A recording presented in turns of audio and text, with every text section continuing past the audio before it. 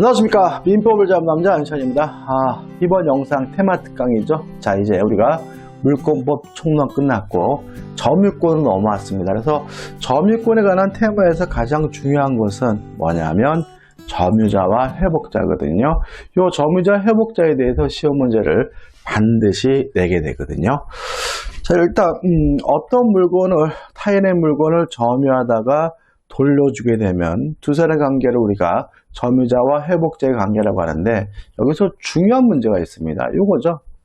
권한 없이 타인의 물건을 점유한 자. 이게 무슨 말이냐면 임차권이다, 지상권이다, 권한을 가지고 점유하다가 돌려주게 됐다면 그 사람은 해당 그 권한에 관한 임차권이면 임대차 규정이, 지상권이면 지상권의 규정이, 유치권이면 유치권에 해당 규정에 적용되는 거죠. 그래서 점유자와 회복자의 관계는 아무런 권한 없이 남의 물건을 점유하다가 돌려준 사람에게만 적용된다는 거 꼭 가져가야 되고요. 자, 첫 번째 문제는 점유하고 있는 동안에 과실이 발생했으면 어떻게 할 것인가? 선의의 점유자는 과실 수취권이 있다. 따라서 선의의 점유자는 수취한 과실을 가질 수가 있으니까 반환할 필요가 없고요. 또 점유하고 있는 물건이 부동산이라면 차임이나 지료를 지급할 필요가 없다. 이에 반해서 악의 점유자는 과실 수취권이 없죠. 따라서 수취한 과실은 반환해야 되고, 점유하고 있는 물건이 부동산이라면 악의 점유자는 차임이나 지료를 지급해야 되겠죠. 여기서 조심할 것은 뭐냐면 과실로 수취하지 못한 경우에는 대가를 변상하게 됩니다. 대가를 변상하려면 수취하지 못한 것에 대해서 과실이 있어야 된다는 거죠. 만약에 악의 점유자라도 아무런 과실 없이 수취하지 못한 경우에는 대가를 보상할 필요 없다는 거 꼭 잊지 마시기 바랍니다. 그 다음에 점유자가 점유하고 있는 동안에 목적물이 멸실훼손됐어요. 근데 만약에 그 멸실훼손에 대해서 점유자에게 귀책 사유가 없다면 책임지지 않습니다. 귀책 사유가 있다면, 고의나 과실이 있다면 점유자는 멸실훼손에 대해서 책임을 부담하게 되는데, 어떻게 책임을 부담하게 되냐면 선이이고 자주점유라면 현존하는 이익 범위 내에서만 책임을 지고요. 악이거나 또는 타주면 전부죠. 여기서 and 또는이죠. 따라서 점유자가 현존 이익 범위 내에서 멸실훼손에 대해서 책임을 부담하려면 선이고 거기다가 자주 점유해야 된다. 만약에 선이지만 타주라면 전부고, 자주지만 악이라면 뭐죠? 전부라는 거 조심하셔야 되겠죠. 그 다음에 점유자가 비용을 지출했을 때는 어떻게 할 것인가? 일단 필요비든 유익비든 비용은 선악불문하고 점유 목적물을 반환할 때 청구합니다. 일단 비용은 선악불문하고 청구한다는 거 기억해 두시고, 언제 청구하죠? 반환할 때 청구한다는 것도 기억해 두셔야 되고요. 자, 필요비는 선악불문하고 청구할 수 있지만 만약에 점유자가 과실을 수취했다면 통상의 필요비를 청구하지 못한다는 거 기억해 두셔야 되고요. 유익비는 선악불문하고 청구할 수는 있긴 하지만 항상 청구하는 것은 아니고 이익이 현존하는 경우에만 청구할 수 있고, 이러한 청구를 받으면 회복자는 증가액 또는 지출 비용 중 선택해서 지급하게 돼요. 따라서 증가액을 지급할 것인가 또는 지출 비용을 지급할 것인가 선택은 점유자가 하는 것이 아니라 회복자가 한다는 거 잊지 마시기 바라고, 이러한 유익비에 대해서 법원은 상환기간을 허용할 수 있다.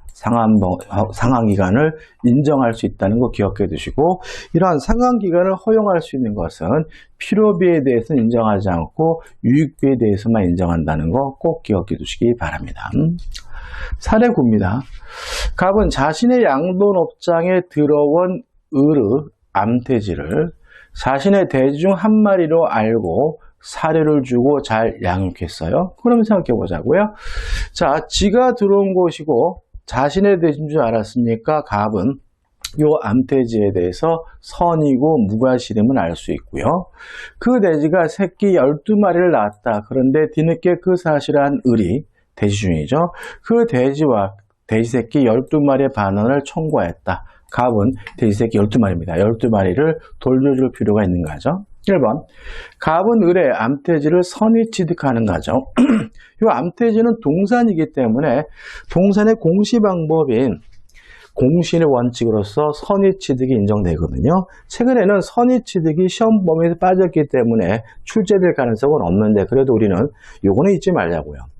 자, 공신의 원칙은 왜 인정하는 거냐면 거래의 안전을 보호하기 위한 거거든요. 자, 그럼 이렇게 된 거죠. 동산의 점유에 관한 공신의 원칙을 선의 취득이라고 하는데 선의 취득은 왜 인정하는 거죠? 거래의 안전을 보호하기 위해 인정되는 거죠. 따라서 선의 취득이 인정되려면 반드시 뭐가 있어야 되냐면 거래가 있어야 돼요. 따라서 지가 기어 들어왔죠?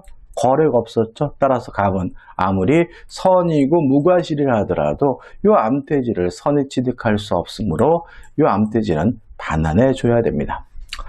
2번 새끼 돼지 12마리의 소유자는 갑이죠. 자, 지금 갑은 뭔가요? 선의 점유자고 선의 점유자는 과실수취권이 있고 이 새끼 돼지는 과실이니까 과실을 반환할 필요가 없겠죠. 갑의 소유입니다. 3번 갑은 을에게 그동안의 사료값을 청구할 수 있는가죠? 이 사료값은 비용입니다. 근데 물론 이 사료를 안 먹이면 이 돼지가 죽을 테니까 보존비죠. 필요비죠. 자, 그러면 필요비 보존비는 선악불문하고 청구할 수가 있지만 점유자가 과실을 수취했다면 뭐하지 못해요? 청구하지 못하죠. 저 갑은 요 새끼 돼지 12마리 과실을 수취했기 때문에 사료값은 뭐 할 수 없어요? 청구할 수가 없다. 이게 결론인 거죠.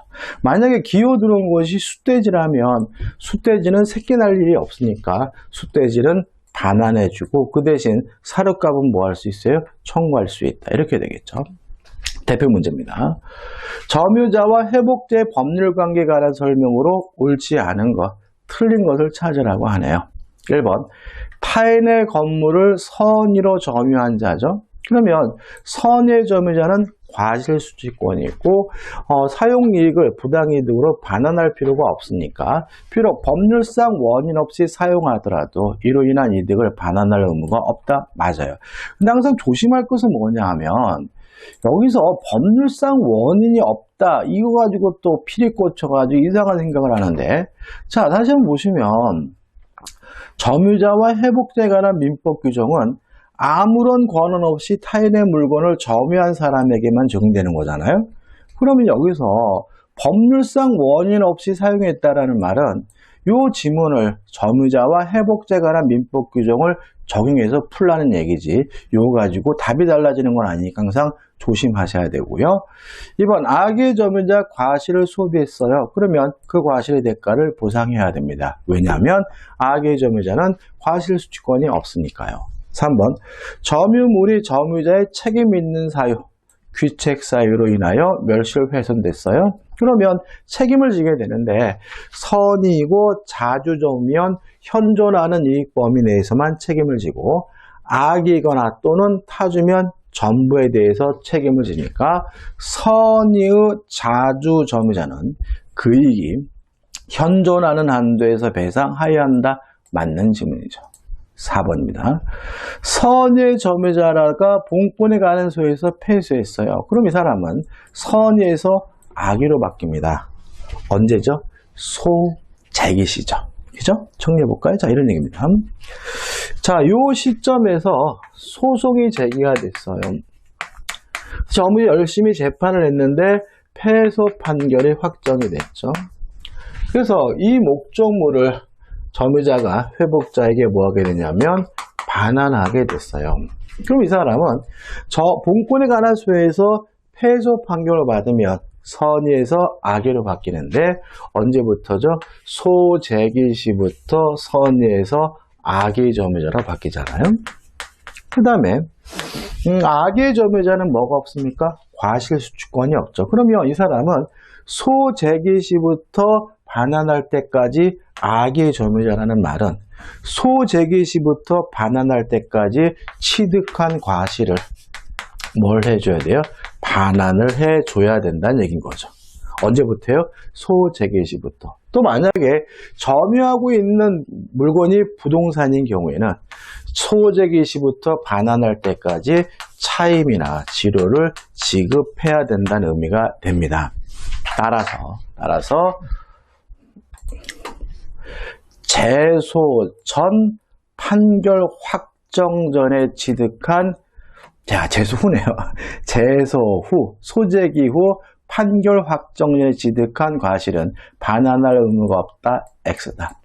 왜냐하면 소재기 시부터 악의점유자가 되니까 악의점유자는 과실수취권이 없으니까 소재기 시부터 취득한 과실을 반환을 해야 되므로 4번이 X고 4번이 답이 되는 거죠. 5번 점유자가 과실을 취득한 경우에는 통상의 필요비 상환을 청구하지 못한다. 맞죠? 다시 말하면 필요비는 선악불문하고 청구할 수 있지만 점유자가 과실을 수취했다면 통상의 필요비를 청구하지 못하죠. 자, 이 문제의 답은 4번이 됩니다. 자, 2번입니다. 점유자와 회복자의 관계에 관한 설명 중 옳은 것을 찾으라고 하네요. 기억, 선의 점유자가, 선이네요. 타인의 물건을 법률상 원인 없이 점유 사용하여까지죠. 그럼 법률상 원인 없이 점유 사용했으니까 점유자와 회복자에 관한 민법 규정이 적용되게 되는데 타인에게 손을 입혔다면 그 점유 사용이라는 이득을 부당이득으로 반환할 의무가 있다. X. 왜냐하면 선의의 점유자는 과실수취권이 있으므로 수취한 과실을 부당이득으로서 반환할 필요가 없는 거죠. 2번 통상의 필요비는 점유자가 과실을 취득한 경우에는 그 상환을 청구하지 못한다. 맞네요. 자, 필요비는 선악불문하고 청구할 수 있지만 점유자가 과실을 취득했다면 통상의 필요비는 청구하지 못하기 때문에 니은번은 맞는 지문이죠. 디귿번 소유의 의사가 없는 점유자죠. 그러면 타주점유죠. 타주점유면 멸실훼손에 대해서 전부에 대해서 책임을 져야 되니까 그 규책 사유로 점유물이 멸실훼손된 경우에 선의의 점유자라면 이익이 현존하는 한도에서 배상 책임을 진다. X죠. 선의이고 자주점유여야 이익이 현존하는 한도에서 배상 책임이 있고요. 타주점유라면 선이라 하더라도 전부에 대해서 책임을 져야 되므로 디귿번은 X가 되는 거죠. 1번 선의의 점유자가 얻은 건물 사용이익은 건물의 과실의 준하에 취급된다. 맞는 질문이죠. 따라서 선의의 점유자는 사용이익을 취득한다. 차임이나 지료를 지급할 필요가 없게 되는 거죠. 그 다음에 미음이죠. 점유자가 점유하던 물건을 사용하면서 손상된 부품을 교체하는 데 비용을 지출했어요.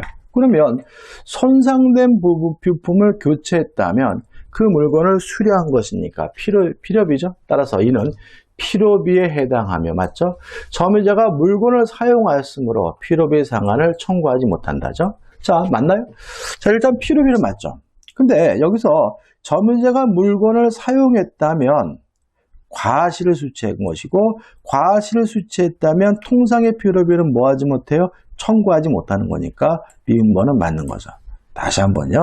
점유자가 물건을 사용했다는 말은 그 물건으로부터 점유자가 과실을 수취했다는 얘기고 과실을 수취한 경우에는 통상의 필요비를 청구하지 못하므로 미음번은 맞는 지문이고 따라 답은 니은 미음 해가지고 5번이 답이 됩니다.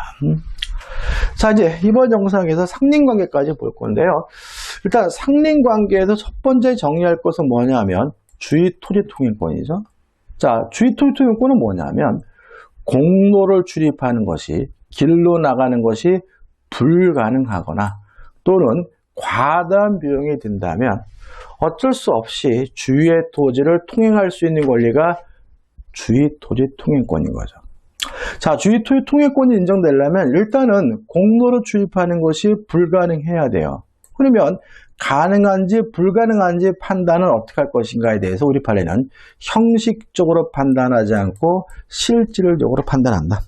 따라서 형식상의 도로가 있더라도 실제로 사용할 수 없다면 주의토지통행권이 인정이 되고요.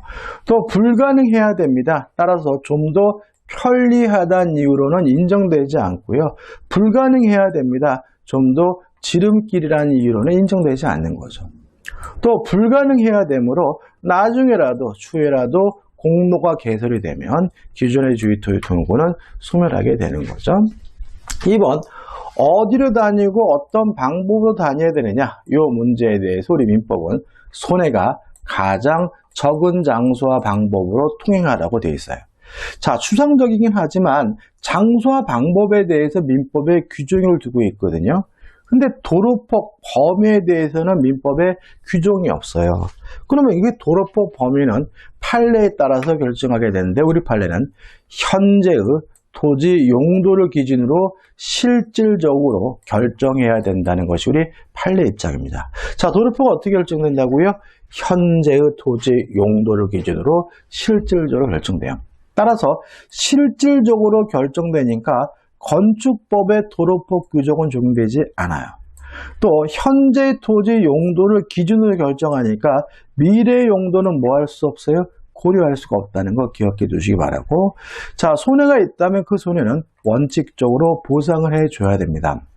다만 보상할 필요가 없는 경우가 있는데 첫 번째 우리 판례 근반의 원칙입니다. 그동안 보상 없이 통행하여 온 사람에게는 새삼스럽게 보상을 청구할 수 없다는 것이 우리 판례 입장이고, 두 번째 우리 민법이 규정하고 있는 거죠. 분할 또는 일부 양도로 맹지가 된 경우에는 무상주의 토지 통행권이 발생하기 때문에 보상할 필요가 없어요. 근데 조심할 것은 뭐냐면 이 분할 또는 일부 양도로 인한 무상주의 토지 통행권은 직접 당사자 간에만 적용된다는 것이 우리 판례 입장이라는 것까지 꼭 정리해 두시기 바랍니다. 그 다음에 경계표 담이죠. 설치 비용은 반씩 부담한다. 측량 비용은 면적의 비율로 부담합니다. 그 다음에 이 경계표와 담에다가 특수시설을 하고 싶어요. 좀 더 높게 사고 싶어요. 좀 더 견고하게 쌓고 싶어요. 그러면 하고자 하는 자가 그 비용을 부담하게 되고요. 자, 경계표와 담이 있긴 한데 누구 건지 잘 모르겠어요. 그러면 공유인 것으로 추정을 합니다. 그 다음 가지뿌리 경계 침범이죠. 나무 가지가 넘어온 경우에는 제거를 청구하고 응하지 않으면 제거하게 되고요. 나무 뿌리가 넘어오는 경우에는 발견하는 즉시 뭐 할 수 있어요? 제거할 수 있다는 거 꼭 기억해 두시기 바라고. 그 다음에 경계 부근에서 건축이죠. 일단 경계로부터 반미터 이상 거리를 둬야 됩니다. 몇 미터요? 반미터. 근데 만약에 위반했어요. 경계로부터 반미터 이상 거리를 두지 않았어요. 그러면 원칙적으로 철거 및 손해배상을 청구하게 되는데, 만약에 공사 착수 후 1년이 경과됐거나 아니면 건물이 이미 완성된 상태라면 손해배상만 청구할 수 있고 철거 청구는 하지 못한다는 것까지 꼭 기억해 두시기 바랍니다. 이 정도가 상린관계관에서 반드시 정리해야 될 부분이고요. 상린관계도 출제관에서 대단히 높아요. 일단 출제를 이렇게 되는 거죠. 점유취득, 취득수에서 한 문제, 공동소유에서 한 문제, 두 문제가 나오고요. 나머지 부분에서 한 문제 내지 두 문제 나오게 되는데 일반적으로 상린관계에서 문제를 내고 있습니다. 자, 문제를 보자.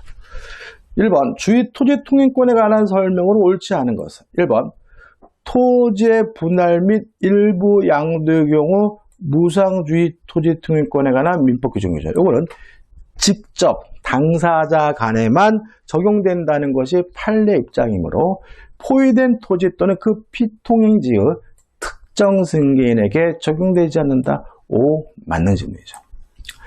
2번 주의 토지 통행권은 이를 인정할 필요성이 없어져요.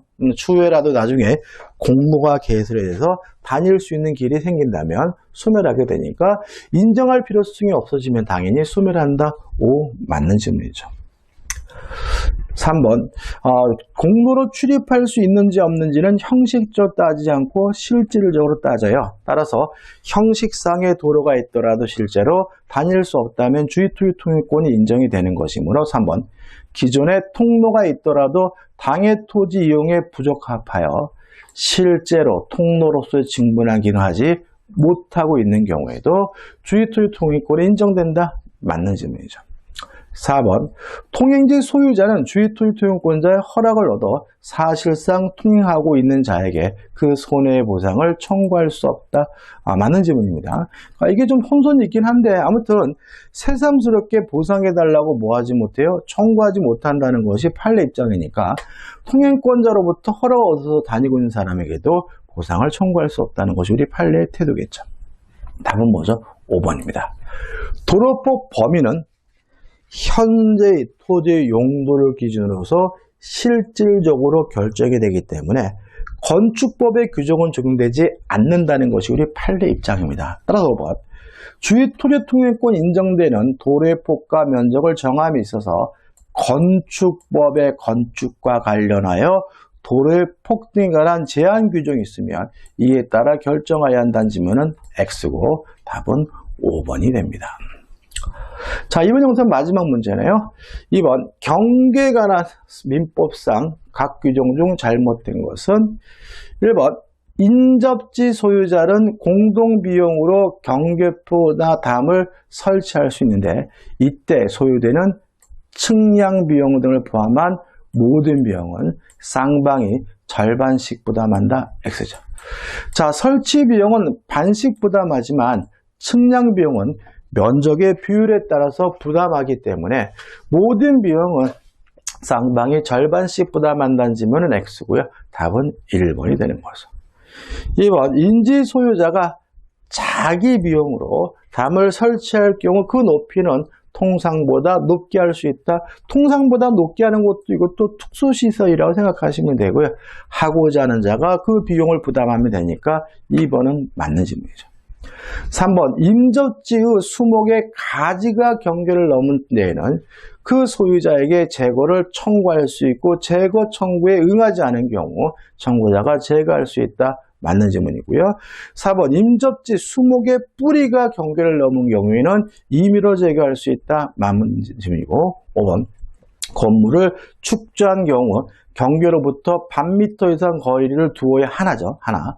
건축에 착수한 후 1년이 경과하거나 건물이 완성된 후에는 철거 청구는 하지 못하고 손해배상만을 청구할 수 있기 때문에 5번도 맞는 질문이 됩니다.